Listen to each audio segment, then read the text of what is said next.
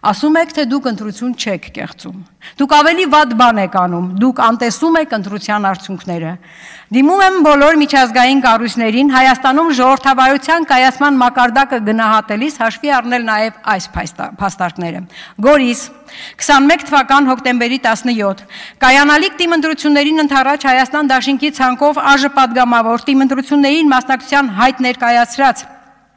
Ընդդիմադիր ուժի ցուցակի առաջին համար Արուշ Արուշանյանի նկատմամբ հուլիսի 16-ին քրեական գործ հարուցեցիք եւ նա մինչեւ ընտրությունները գտնվում էր կալանավայրում սակայն ընտրություններում այդ ուժը հաղթեց եւ Արուշանյանը ընտրվեց համայնքի ղեկավար լինելով կալանավայրում Թալին 21 թվական դեկտեմբերի 5 ԿՊ-ն ստացել էր 10 մանդատ ընդդիմադիրները 11 սակայն դեկտեմբերի 17-ին ոստիկանական շանտաժի արդյունքում ընդդիմադիր համայնքի ղեկավարի տեխնացուն իր քվեն տվեց ԿՊ-ի տեխնացուին եւ անմիջապես դրանից հետո վայր դրեց մանդատը ԿՊ-ին հաջողվեց իրենց ներկայացուցին ընտրել համայնքի ղեկավար սակայն 3 ամիս նիստ չգումարելու պատճառով ցրվեց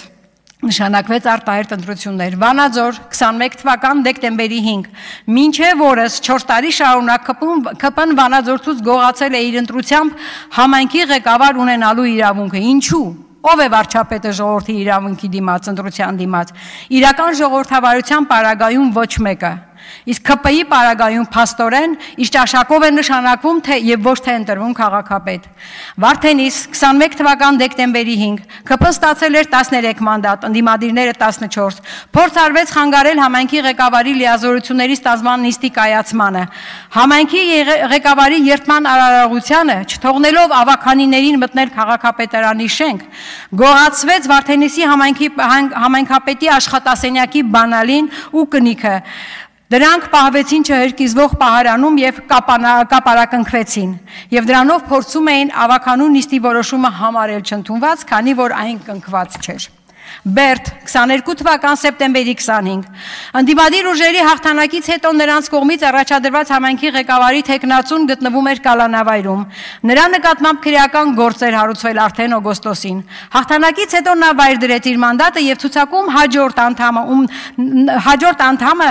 նույնպես ենթարկվեց նման հալածանքների եւ նորից նրա նկատմամբ գործ հարուցվեց Նա նորից վայր դրեց մանդատը եւ վերջապես երրորդ փորձից միայն ընդդիմադիրներին հաջողվեց համայնքի ղեկավար ընտրել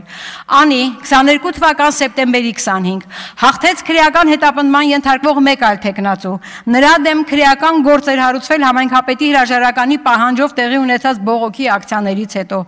երկարատև ակցիաներից ու չարաշահումների մեղադրանքով քրեական գործերից հետո անգամ գործող համայնքապետը հրաժարական չտվեց գործն արտահերթի չհասավ ու նա հաղթեց իր մրցակիցներին ԿՊ-ին ու հայկական երազանքին Ալավերդի ոստիկանությունը շրջապատում է քաղաքապետարանը, թույլ չի տալիս, որ ավականու ընդդիմադիր անդամները ներկայանան նիստին, իրենք իրենցով ու ԿՊ թռածով նիստ են անում համայնքի ղեկավար փոխում։ Ախուրյան Ընդդիմադիրների հաղթանակից հետո սկսվեցին ճնշումներ ընդդիմադիր ավականիների, համայնքի ղեկավարի նկատմամբ այնքան ժամանակ, մինչև ընդդիմադիր համայնքի ղեկավարը հրաժարական տվեց։ Երևան 23 թվական սեպտեմբերի 17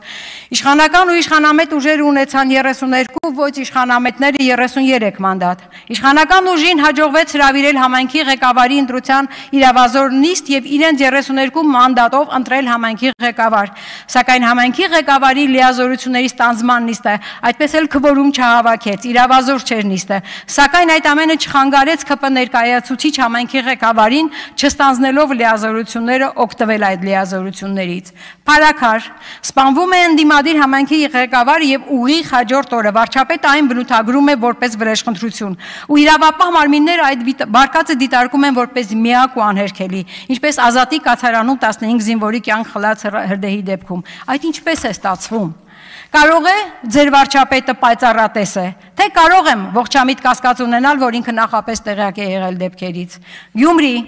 6 ամիս մտածելուց ու ավելի հարմար բան չկարողանալով գտնել, առաջ քաշեցիք կամ սարքեցիք կաշառակերության գործ։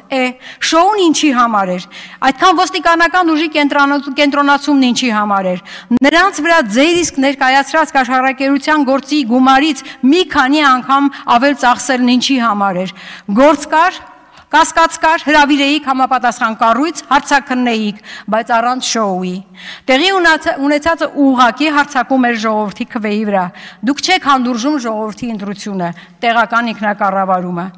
Օրենքի գերակայությունից եք խոսում։ Վաղաշապատում արդեն խախտել եք նախընտրական քարոզարշավին վերաբերվող օրենսդրական պահանջները։